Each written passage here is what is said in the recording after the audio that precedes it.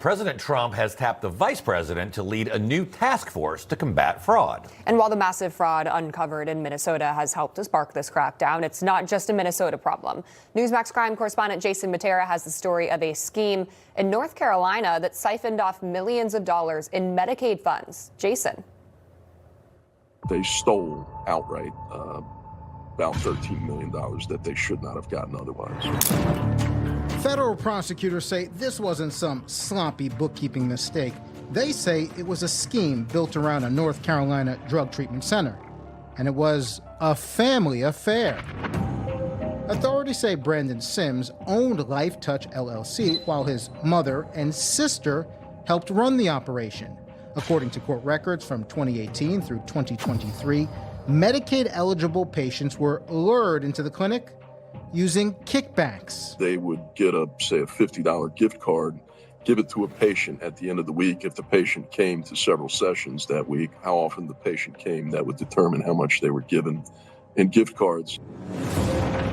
Investigators say the defendants even tried to make those payments look legitimate by routing the gift cards through yet another family connection. They used the grandmother's church to purchase the gift cards and give gift cards through that to, make it seem like, hey, we're just doing some type of charity.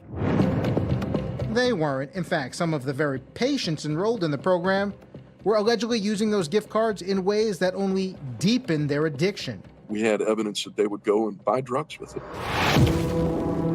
The fraud machine had another moving part, billing Medicaid for drug tests where results didn't matter.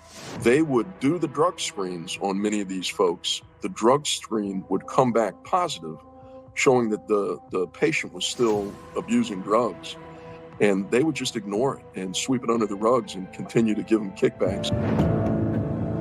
Altogether, prosecutors say the family fraud ring drained Medicaid of $12.7 million. And that money didn't go toward treatment. There's property after property after property. There's a 2021 Rolls-Royce Corvette, and when we executed a search warrant at his house in Houston, we found $1.3 million in cash. This wasn't like, oops, I accidentally stole $1.3 million in cash. This was a systematic plan that they created.